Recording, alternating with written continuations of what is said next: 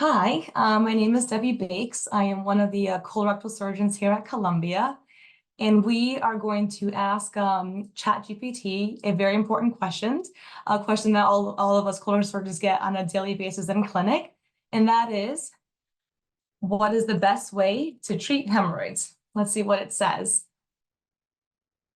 All right, I'm actually very impressed. So it's giving me, 8 different options for answers.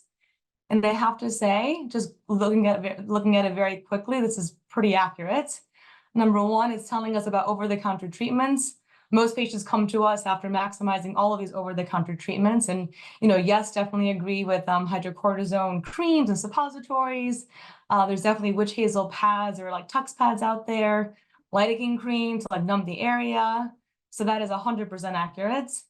Sitz baths, we definitely talk about that with patients, anything to kind of, keep the area soothing down there and bring good blood supply.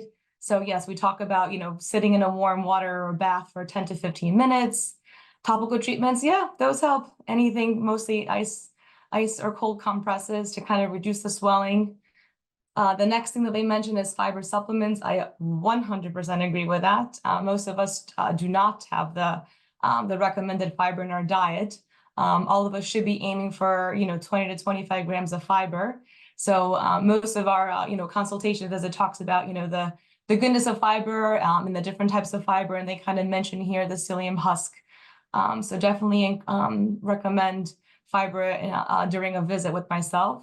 And the next big thing is hydration. Yes, we all have to drink at least 6 to 8 glasses of water to keep those stools lubricated so we don't get constipated.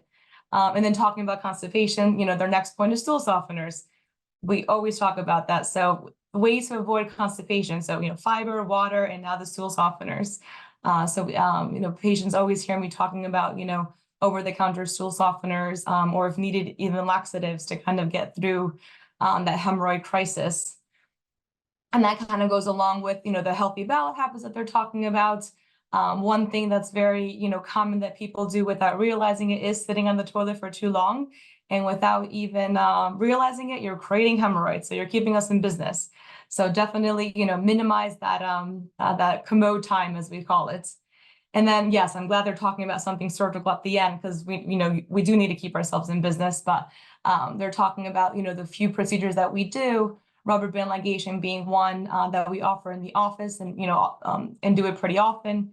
Sclerotherapy, again, that's commonly used and, a subset of patients and not commonly used out there. And definitely hemorrhoidectomy, we do this. I mean, this is probably the most common procedure that all of us do in the operating room to, remove the hemorrhoids.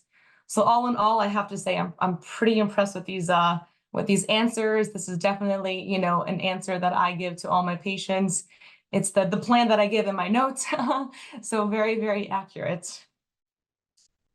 So in the end, I have to say, I think I want to give this a 9.5 out of 10. Pretty impressed.